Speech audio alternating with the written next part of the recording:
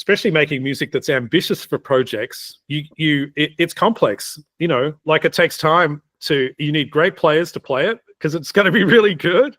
So I mean, and then to record it takes time. Even with great players to get it right. Like, and if you're completely under the pump in the timelines of the putting the hamburger together as it may be, you can get really crushed. Or as a composer, you can't be as ambitious. Hey guys, welcome back to Coffee with Composers. Today we're going to be interviewing Francois Tetaz, the composer behind the new movie, The Surfer.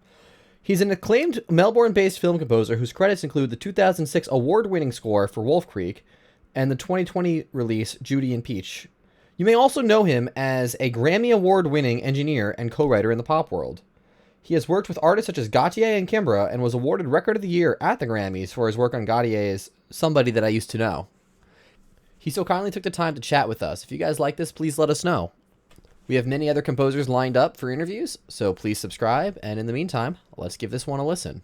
Hey Frank, thanks for chatting with me today. I'm really excited to talk about The Surfer with you. But before that, I'd like to take some time and kind of chat about how you got started in scoring in the first place. Oh, thanks for having me, Joe. It's great to be here. Well, I started off. As a kid, I played violin and percussion were my two instruments.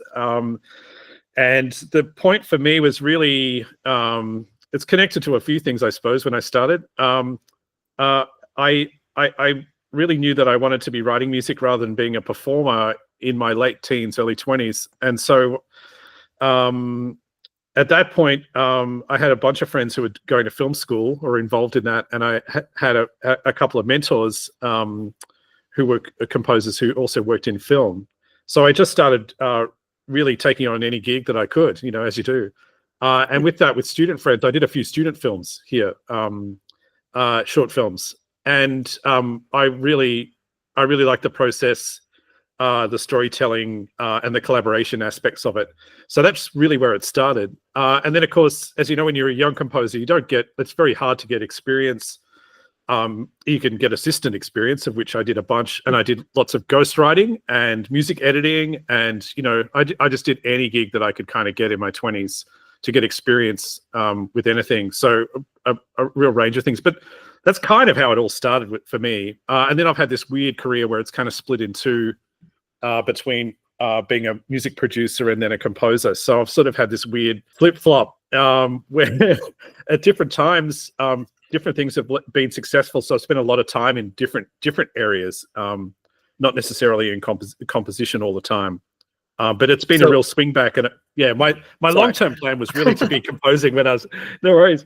My long-term plan was to be composing when I was older, like now when I'm in my 50s, to have all those skills and put them together. So The Surfer is sort of an example of that, I think. Yeah. That's awesome. I just want to touch on the production side of your career real quick, because I feel a lot of people might not be aware, but you're actually a Record of the Year Grammy Award winner with, is it pronounced Gotye? Gotye? Gotye. Yeah. Gotye. Yeah. With Somebody That I Used to Know. That's awesome. How did that kind of come about? Well, in my mid 30s, I was scoring a whole bunch at that point. Like that was the time when I first got I was working as a co-composer. I'd done a bunch of films as a co-composer and worked as an arranger on a few scores, but I got my chance to do the first score by myself on Wolf Creek. And from there, I did a bunch of scores, but at the same time, my production career was taking off and a bunch of records were working well. And that's when I'd started working. His name's Wally, the artist from Gotye. So I started working with Gotye in 2006. And we had a really great collaboration, but that ended up being incredibly successful. So really my life kind of got, and willingly too. I mean, it was great. We're still working together now. We work together all the time on new music, but my life really got taken into that. And because that project was so successful, it sort of created lots of opportunities for me as a producer, and my film composer kind of career and that part of what I did was a little bit in the shadow of that. So but I've always had, Joe, I'm sort of a very independent person like this, so I don't I've had managers, and I'm published by Sony and whatever. So I am connected with the industry, but a lot of the things I do, I like the freedom of being independent in lots of ways. So it's meant also then it's a little bit more of a random career because it's not slotted into a system so clearly. Yeah. Oh, that's awesome. How do you find that a lot of film composers would say like, oh, you need to be in LA to be making these connections, and especially all the stuff that you're doing, production, engineering, composing. What is the scene like in Australia for you? Well, I was in LA. So when I was after the Grammys, we moved with the family to Los Angeles in 2011, 2012. And so we were in LA from 2012 up until the pandemic. I mean, the reason why I moved was exactly that. In Australia, there's I think it's actually changed, Joe. Like the world's really changed in the way this has worked with streaming and everything else in the last, I don't know, say 5 or 6 years. Certainly has for me, because projects are much more global in their nature. And although there's lots of things, opportunities you don't get if you're not in Los Angeles, you just don't have those. You don't have those connections, everyday connections. So the opportunities aren't the same. Just the world's so big and there's so many projects going on. There are lots and lots of opportunities that are fascinating and amazing. So with moving back here, I haven't suffered from that. But also it's kind of the point you get to in your career. Like as you get older, you know, I tend to get hired. I get hired by producers and directors. So and I do get hired by music supervisors, but my music gets introduced to people from lots of different angles. So a lot of times it'll be from temp score, from editors. Like there's a lot of editors who use it, or it'll be a producer who thinks of me of saying, this is a really difficult film. We don't know what to do with the music. Let's call Frank. Or my involvement with Elvis was like that with, I'd work with Baz Luhrmann a bunch, but Anton Monstead, who's music supervisor on that, I just called in for a coffee and he said, oh my God, can you help us with this kind of thing? So a lot of these things are just sort of organic, you know, sort of relationship things. And of course, that is easier when you're in Los Angeles and you're going for those things. But I think for me, I'm after a little bit of breadth of work, you know, like I like doing big projects, but I also like doing small projects. Like they're fascinating. It's great doing a bigger TV show with a budget or a bigger movie with a budget. But it's also when you have real limitations, there are and especially it's more about people for me. Like than it is actually well, it's about the project. I think if I can keep a balance of things, then you can make it sort of work. Yeah. Awesome. Yeah, I noticed with your score to Wolf Creek and Judy and Punch, both of them have really interesting textures you were going for musically. Yes. How is your sort of creative process to stumble upon these sort of things? Like how do you usually go about starting a score from scratch and finding the tone?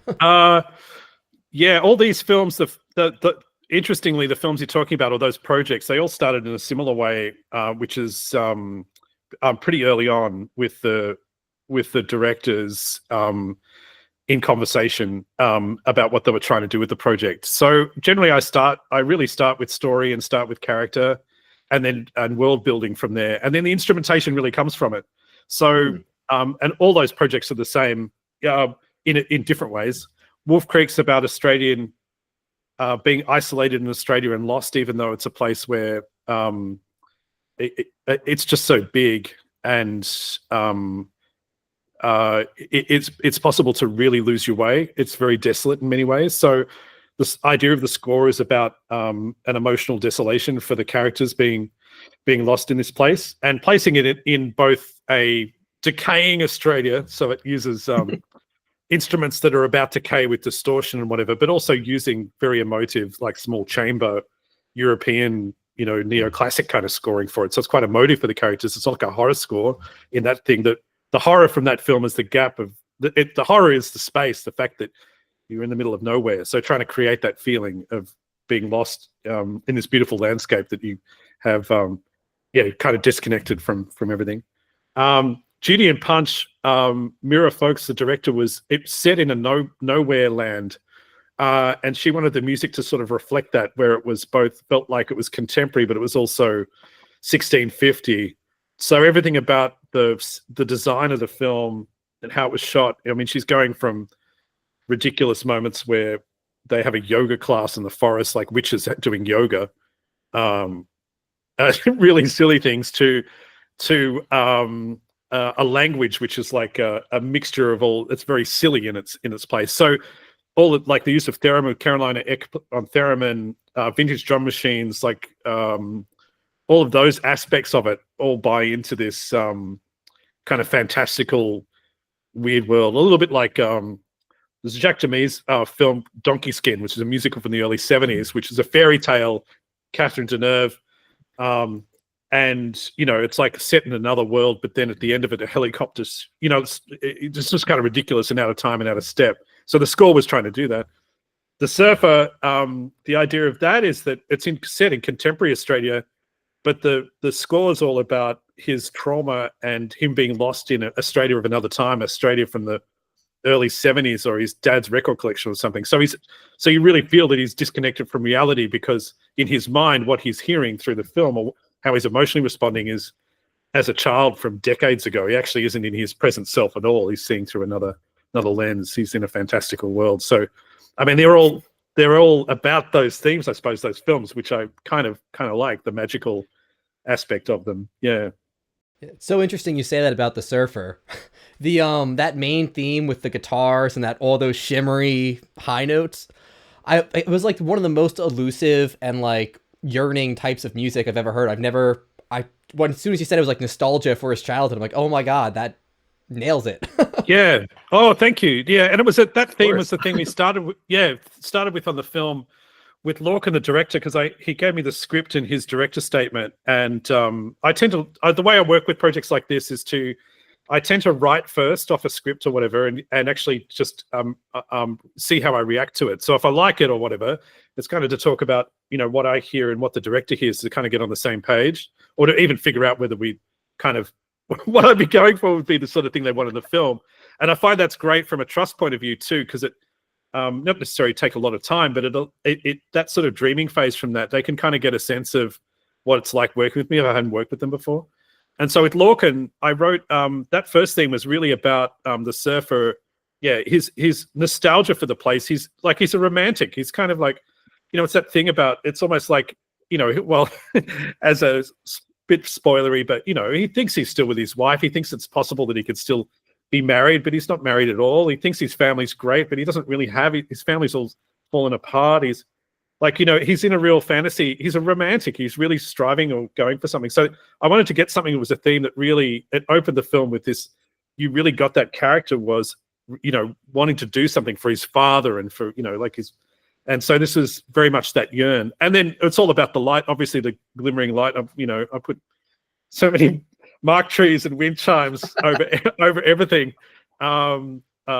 which was to make it, sort of very kind of surreal with grotesque use of that sort of instrumentation, but also to make it quite kaleidoscopic. Lorcan wanted it to be a little bit psychedelic, so the instrumentation is also then quite layered. You'll hear there's a lot of layers in it, so the light's like that and the feeling of it's like that, to try and get that feeling from the film. Yeah. That's so interesting. When you were starting from the script, like you said, this is one of those projects where you typically start from the script and you enjoy that process. Usually come in like pre-production, or they still come in like where like Rogue One was done in 2 weeks before release date? Where in the process do you typically fit in if you're starting from the script rather than like a locked cut? It's with this stuff, it's like they're just sort of getting it's somewhere in pre-production. So usually just before they start shooting. Or somewhere late in that, so where they're really getting the script locked off. I mean, the projects that I have at the moment, one of them, they approached me about 3 months ago. They started shooting this week. We've had conversations about what's going on. I've already written some sketches. I won't really start on the film until late in July, like until they've really got it together. But we've already had a whole bunch of conversations, and I've already started gathering together materials. And the same for another project later, and there's the same. Like they start, I think, in September, but I'll be pitching and talking about the kind of style of thing they could talk about and really look at how that can work in the film sort of a few months ahead. But then I don't really dive in. Of course, when the film's shot, these things always change dramatically, so you don't know what you're dealing with.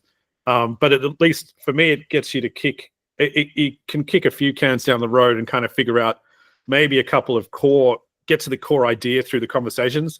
The main thing for me is this communication. Like with The Surfer, it was understanding Lorcan, what his intention with the film is, not knowing him as a director, having seen his other films, which are pretty weird in a great way, quite surreal. There's a lot of social commentary in them. So there's a lot of layers. All these films have, quite a few layers to them. You can read them in a few ways. So the way the score had to work in this had to kind of reflect that. I knew that was what he was after, for this, what I'm talking about with the themes of the Surfer being a romantic and so forth. And there's a lot of things that the music does as an invisible lever in the film. But a lot of that stuff, happens just before shoot. And then I know on The Surfer, I went to set, and a bunch of the actors had my sketches to listen to. So that was a bit of a thing as a guiding light of like, oh, okay, this is the music, like as a, this is kind of strange. I didn't imagine it would have this kind of score.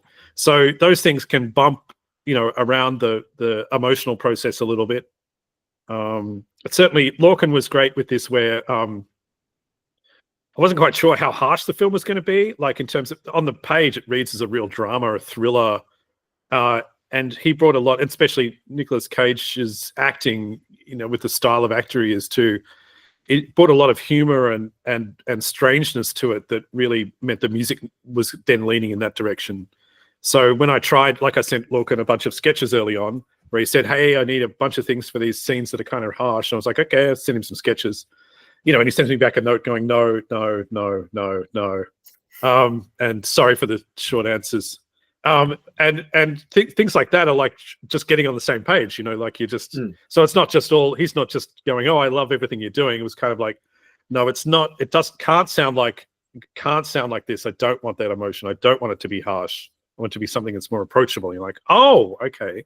How does that work for these? So, you've got the time, because of course, 2 weeks out from when everyone's going, that's great. That works. Awesome. Let's move on. And that's fine. That can be a process that really works. But one of the issues about that, I think, is that, especially making music that's ambitious for projects, it's complex. Like it takes time you need great players to play it, because it's going to be really good. So I mean, and then to record it takes time. Even with great players to get it right. Like, and if you're completely under the pump in the timelines of the putting the hamburger together as it may be, you can get really crushed. Or as a composer, you can't be as ambitious. So I think that's one of the issues to do with, we can talk about that, Joe, philosophically about music in cinema now, but I know that well too. One of the reasons why composers do or are forced to do what they do is that it's so hard. I'm not going to write an incredibly difficult string line or whatever, because I know that I can't possibly get it recorded in time to get the performance to do it in time or whatever. It's just a mess. So you don't do it. You go for the safe option that works and then put it in. But that's the nature of the process. When you get crushed like that, there's lots of times that's a practicality of being a composer. But I do like it when I try and make circumstances where everyone can have the ambition as much as they can realized like this. I enjoy that far more than just I'm going to stick some drones up there and a bit of a pulse, and that's working, and everyone's happy. I don't think that's much fun. No, absolutely, I agree. It sounds like your engineering and production experience definitely helps you out a lot in the scoring too. Just thinking of like, oh, what's playable, what can we get done in a session. And I know a lot of like early career composers struggle with production and engineering. What would you have for advice on that? Oh, that's a good one. I mean, I sort of started my career a little bit backwards like that, because I really felt, especially when I was younger, that I wanted to be really technically, and this is part of being in Australia, to be honest, too, where because the community is quite small, and certainly in that time, which is in the 90s for me, there weren't a lot of people who had the skills at the level that I could both afford or whatever. to be able to do the ideas that I need to do. So I went, okay, well, I've got to be able to run a studio. Like I need to know how to do that in my practice. So a lot of the time that I spent, and that's sort of formed that's the reason why my career kind of looks the way it does too, is that it is true that because I do have those skills, it means I can really lean into that. I can trust, like I can take far more risks because I can pull it off. I actually do it, as opposed to go, so when you're saying, oh, I want to do something that's pretty wild, or I want to do something that's very different, I'm comfortable in all those things because I've done it, because I've produced it or made it. So, or I've, either arranged in that way, or so you can sort of dive into areas that a lot of composers necessarily wouldn't be confident to do, because I know I can pull it off. And that's fun. Like, for example, on Elvis, one of the things I did on that soundtrack was they'd started, Baz had the idea of doing this Jack White Elvis collaboration where they turned Power of My Love into a duet with them singing together. And Jack had recorded that in a different key, different tempo or whatever in 2019, 2018, for example. And then there's the Memphis recording of Elvis from 1971. And they are, different keys, different tempos, different feels. And they were trying to mash it together. It fits in this little moment in the film, but they wanted to make the whole track. And so that's one of the things I get pulled into. It's like, how do you make that work? And of course, that uses all my skills, because I can go, well, I'm very comfortable with Jack's music. I'm really comfortable with Elvis and whatever. I'm taking the groove from this. I'm pitching up all this stuff. I'm doing new tempos with this. I'm using the horns from this. I'm using the backing vocals from this. And you put together it's a coherent kind of thing, with Elvis and Jack White trading lines. And that's fun to do. That's like a jigsaw puzzle, like as a thing, as a producer. But then of course those skills work in something like this for the Surfer, where I'm trying to create something that does sound like it was recorded in 1974, and from a microphone, from a like every stage of the process, I understand all the things that are behind that for me. So it takes all the guesswork out, so you can kind of step into that and have fun with it. It's not stressful. And I like the fact that those things aren't, writing the music's, sort of hard enough, but then when you've got to rely sometimes on, you don't know how to do that yourself. Sometimes I think that can be very tricky. I am very fortunate that I do have great collaborators here too, Joe. Like, I do love working. I mean, one of the things I do miss about Los Angeles too is such an incredible array of musicians and collaborators to work on anything. And it's in Melbourne, it's good too. It's a little more limited here because it's a smaller place, obviously, and the industry is much smaller. But it's the same thing. It's amazing when you get, the people who show up to play, like Ben Hamlin, who's the principal upright bass player for the MSO. He played with the LA Phil and whatever, and he's playing bass on all these tracks. You know what I mean? Like, you got one of the most brilliant bass players playing bass. James Sherlock, who's playing classical guitar, is like a beautiful, amazing player. He can play it. He doesn't show up with a capo ever. He doesn't need a capo. Like, it's just like that level of playing just means that also you can trust into that because your collaborators are so good. You just it's beautiful. That's awesome. That's awesome. Do you find that when you're switching back and forth between like a film score or a more like song production, like that there's different parts of your brain being activated, or are you still always kind of thinking similarly in your approach? No, they're very different headspaces. I think because one of them, I think the thing about being a producer, which is tricky, it's a very different thing, because when you're in collaboration like that, you really are wanting. I work as a co-producer, Joe. So my thing with this is that when I'm producing, I like to collaborate, and really closely collaborate with an artist or whoever's, however the project's coming together. And I think in the power structure to do with things, that works really well because we're all invested in it. Everyone's got skin in the game, as opposed to it being a thing where it's just like you're the Uber producer and everyone's looking up at you as a Svengali and you make all the calls on everything. And as you get older, it's kind of tricky in that way too, because people tend to see you like that, especially like we're talking about when you have Grammys and things. People go, oh mate, they're either kind of weirdly scared of you or like this. Anyway, it becomes like a real mess in terms of the way people see you. And I find in music that's really difficult. So I try and get that out of the way. So we're actually just working on the music, if you know what I mean, to collaborate. And in producing, my producer hat with that is really putting my ego and putting my really listening to what the artist is trying to do and bring out that. So I'm really putting that to the side. So the Gotye project, for example, I'm the sounding board for that, and I'm helping realize it. But it's not my project; it's his project, and emotionally it comes from that. So we do write together sometimes. Like there's, I'm a co-writer on some things, but it's really about trying to get what he's trying to express artistically, and that's very different to working on a film project or a commission project where they're after my voice. I'm sort of telling the story and whatever, but I'm just like, I'm the artist in that place. So I do think very differently. Like it's a very different headspace. And it's a very different thing. Yeah. Interesting. And did I see you did some music for dance as well? Yeah.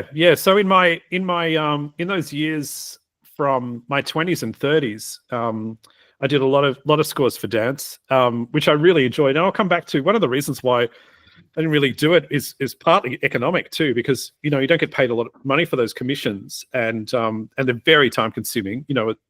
For me, a 20 or 30-minute score at that time, I'd be working on for a month to 6 weeks full time, and they don't really have the budget to be able to do that. And with a young family and all those things, for me, it just wasn't economically viable to take on those commissions anymore. Even if I had other commercial work it was just too much time for the. So as I get older, I'm hoping to get back into doing some more dance now. I haven't worked in dance for a little bit. But I do love it as a form. It's just a really beautiful form as a composer to work in. Contemporary dance is just it's a lot of fun. Yeah. I've always been fascinated by dance, but have never had the chance to compose. What is the workflow like? How is it different than like a film? Well, it's much more abstract. Working with a choreographer, the language you're using is very different. Because you are talking about a language of movement and light, bodies in space. I enjoy it because of the abstraction, and enables you to go into musically very different places in a show, because you're not reliant on a structure as much as you are. Well, I'd say the dramatic structure of a piece of dance can be quite different to a narrative structure of a story that's built around language. So it's much more musical in a way, because you can sort of investigate things musically and the forms can be quite different. If you look at any of these films, they do really there are 3-act structures throughout them. So no matter what you're doing musically, you're going to be doing something that is really playing a role within telling that story. And you're confined to that. And as much as that also enables, other opportunities creatively, there is a role in which it's kind of you're stuck to. Whereas dance can kind of work in so many different ways, and people expect that. It's a much more open form in contemporary dance. And that's the fun of it. Like instrumentation can be really open to it. It can go from things that are very dense, very slow and they can happen in different places. It doesn't have to have a form that's like that it can be satisfying in so many different ways. And I think I love the openness of the form from a composer's point of view, for that reason. Yeah. Highly recommend, Joe, if you get the opportunity. Yeah. Oh, I would love that. Is it more of like a collab then? Like, does a choreographer come to you with like a finished dance and you score it, or is it like you guys kind of work out the story and the form together? What does that look like usually? A lot of times the choreographer will be working, you'll make a bunch of music, or they will like your music and someone say, hey, I really like this piece, can you write some music for me for this show or whatever?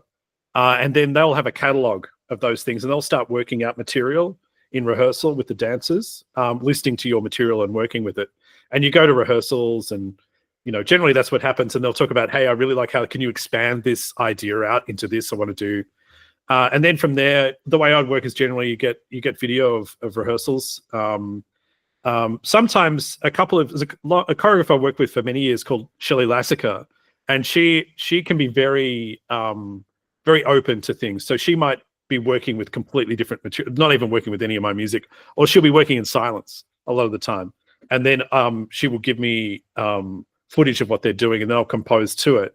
And sometimes that would come in where it's the whole thing is being reinvented, like leading up to the show. So you don't really know what it is until like a couple of weeks out where you're kind of putting it together. And that's a lot of fun to do.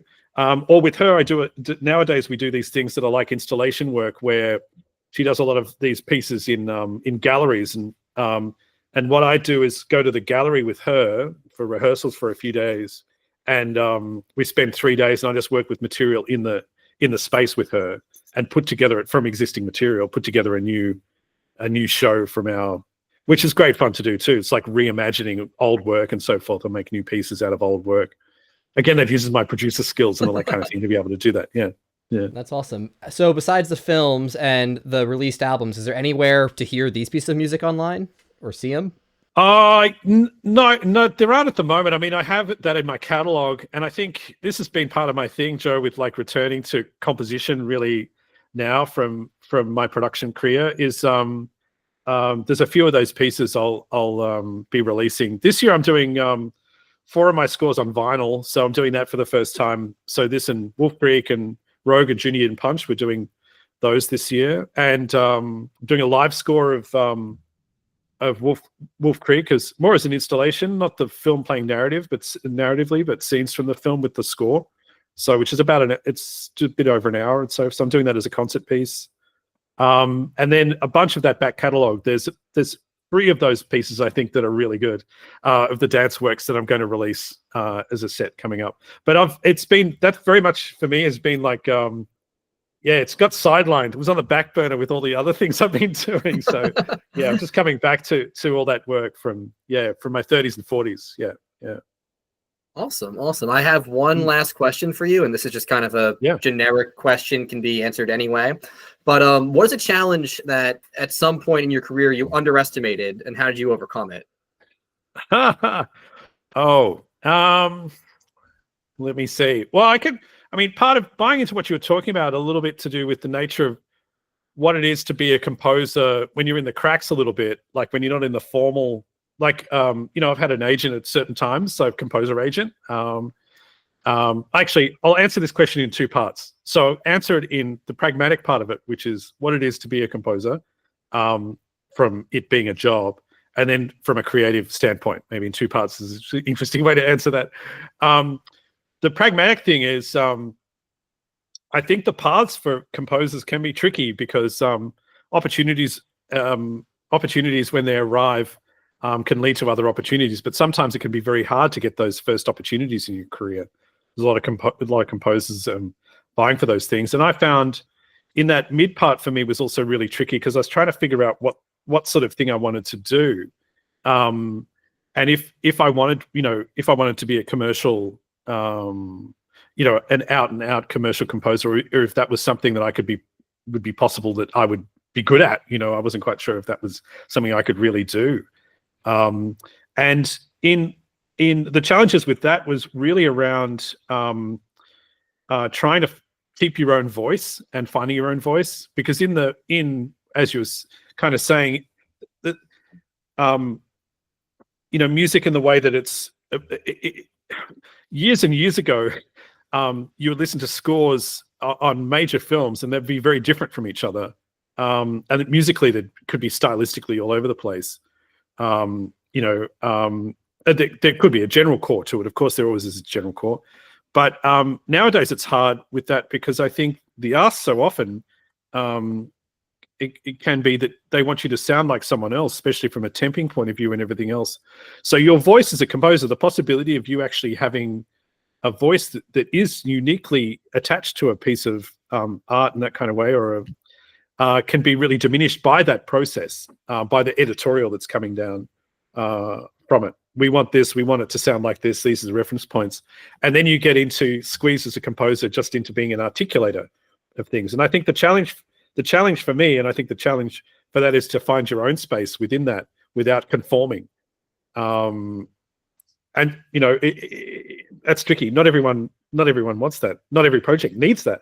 But when projects do have a uniqueness about it, I find that audiences really do respond to it in a way, because they really kind of see and hear that there is there's another story going on here, that this is something else, as opposed to it, feeling just like everything else or fitting in. So I think the challenge, I think the challenge once you get your first opportunities like that, is for you to develop your voice. Takes a real strength. Excuse me. It also takes sorry, Joe, it's a hard question to answer this one, but yeah, it takes a strength, but it also takes real communication for you to put your case forward about why you would be doing a particular thing. And I find that showing is much more important, making something so people get it. And then they're much more likely to go with like, oh, this is amazing, as a thing. So that's that sort of pragmatic career part of it. Creatively, I had a really hard time, I think, after one thing I found very hard, which is kind of, I suppose it happens like that, is it's really weird when people like your music. And I found that really hard for me as a composer when a bunch of things that you make become really successful. And so then never think that would be the case. But for me, that was really tricky. I was like, wait, oh, people really like this. Okay, that's great. What does that mean? And I found it very confusing because I was so used to I just write music and I'm just trying to do the thing I'm kind of do. But I found that very hard because I lost my confidence in my center a little bit, because I felt then there was though expectations were being placed upon me as a creator, as opposed to people just going, yeah, just make something for us, which is always the way I've kind of felt there's a freedom in that. And I think sometimes that's hard because that can make you more conservative in your choices, or so it's interesting how sometimes you can be worried about failure. It's almost like a form of like imposter syndrome, right? It is. Yeah, it can be like that. And I think to try and get through that's kind of that's just a growing and learning thing that takes a little bit of time. But what I find is just the center. If I'm just working in music and making music, I'm just super happy. That's what I kind of realized. So one of the reasons why my career is like it is just like, I just like making things, and trying to make things really good. That's pretty much it. Yeah. Yeah. Right. Awesome. This has been so insightful. Thank you so much, Frank. Do you have any social media or anything where people who are interested can follow your work and tell you how good your music is to them? I am on Instagram. I'm not like a big social media person, but I'm actually just making a little bit of an effort to kind of like share what I'm doing and everything else. So yeah, I'm around, and I'll be around a bunch more now because I'm just spending more time writing. So there'll be more music. Yeah. Awesome. Really appreciate this. Thanks so much. Thank you so much, Joe. So yeah, that was our interview with Francois Tetaz. If you guys have a composer you'd like to see interviewed, please let us know. Shoot me a message at Joe_Chris_ on Instagram, or email me, joe@joechrismusic.com. Also join our mailing list to stay up to date with our podcast, our blog, YouTube channel, and everything else. Thank you for taking the time to listen, and I hope to see you for our next Coffee with a Composer.